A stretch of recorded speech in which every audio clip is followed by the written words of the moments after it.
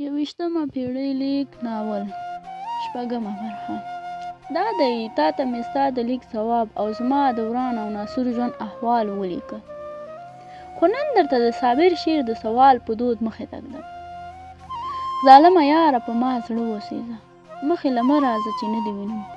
زما د زړه هغه زاړه زخمونه تازه شي، وینې شي چې ودې وینم. دا و ستا سلام ته زما کلام، دا و ستا د مغرور مین اوسنی حال زین.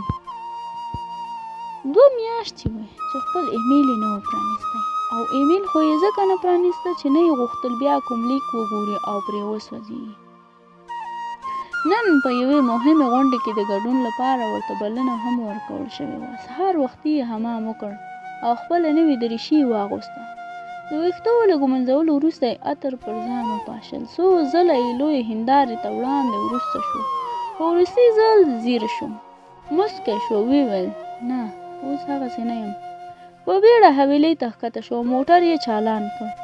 لا به د کور له وره وتلی نه و چې خور یې پسې د یادښت کتابچه راواخیسته چې تېره شپه یې په کتابتون کې پیدا کړې وه.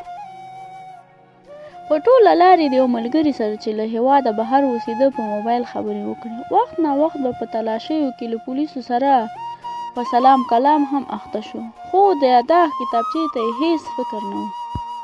د غونډې ځای ته ورسېد، موټر یې ودراوه او د غونډې پر لور روان شو. له څو قدمه وروسته بېرته راوګرځېد. له موټره یې د یادښت کتابچه راواخیسته. غوښتل یې چې کتابچه خلاصه کړي، خو له لرې نه یې د پوهنتون د دورې پر یوې ټولګیوالې سترګې ولګېدې. لیمه له پخوا ډېره چاغه وه، خو مخکې له دې چې دی پرې غږ وکړي هغې پرې غږ وکړ. اوهو، دا زما ښایسته او مغروره استاد زین خو نن سم ښایسته شوی. زین خپله نیکټایي کش راکش کړه، ویې ویل نن نه مې درته ویل چې ډوډۍ کمه خوره، دا څومره چاقه شوې. هغه خاوند خوار به در سره څومره لا په عذاب وي. دواړو په کړس کړس وخندل او روغبړ یې سره وکړ. لیمه لا هم د پخوا په شان شوخه وه. په هماغه پخواني انداز یې وویل رښتیا وایم نن خو سم ښایسته شوی یې. پام کوه چې څوک دې له نظره نه کړي. هی هی، ما واده کړی، ګنې له تا نه پرته مې بل هېڅ نه کاوه. دې په خندا ځواب ورکړ نه نو ما له تا سره واده کوو. لیمې وویل ولې په ما څه شوي؟ زین نه نه هېڅ در باندې نه دي شوي، خو لږه بدرنګه او چاقه یې. لیمې سترګې راوغونځې کړې. سترګې دې بدرنګه دي، مننه. د دوی خبرو ډېر وخت ونه نیو. د غونډو سنبالونکو غږ وکړ چې غونډه په څو شېبو کې شروع کېږي، نو باید تالار ته ننوځئ. دوی هم د نورو مېلمنو سره یو ځای ننوتل. لیمه او زین خوا په خوا کېناستل. د ټولګي په وخت زاړه یادونه یې بیا راتازه کړل. پر دریځ ویناوالو خبرې کولې او دوی په خپلو کیسو بوخت وو. هغه وخت به هم استاد په ټولګي کې په خبرو بوخت و او دوی به د نورو د ځورولو دسیسې جوړولې. وخت ناوخته خو پر دوی دا تور و چې خپلو کې سره مینه لري، خو داسې هېڅ هم نه و. د زین د خبرو نوبت راورسېد. بلنه ورکړه شوه او دریځ ته ولاړ.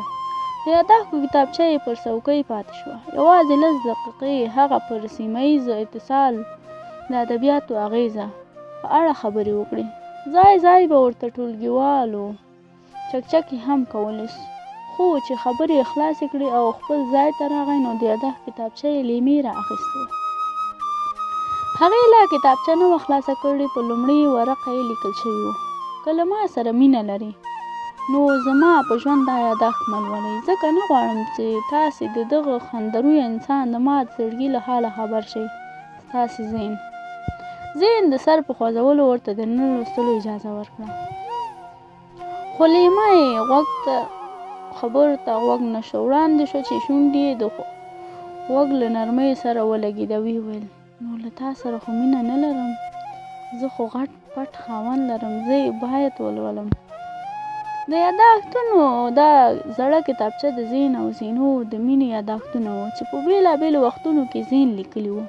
کله چې د دوی ترمنځ اوږده بېلتون خپل مزل وغځول نو دی هم خپله دا کتابچه بنده او د کتابتون په شخصي المارۍ کې یې کېښوده خو خدای زده چې بیا یې څه پر زړه ورګرځېدلي وو، نن یې بیا راغیستې وه. دې بار بار ټینګار کاوه چې لیما د کتابچې نورې ورقې وانه ړوي، خو کتابچې په منځ کې کومه نښه ښکاره شوه. لیمې ژر د کتابچې منځ پرانیست چې پکې یو وچ شوی ګل پروت و.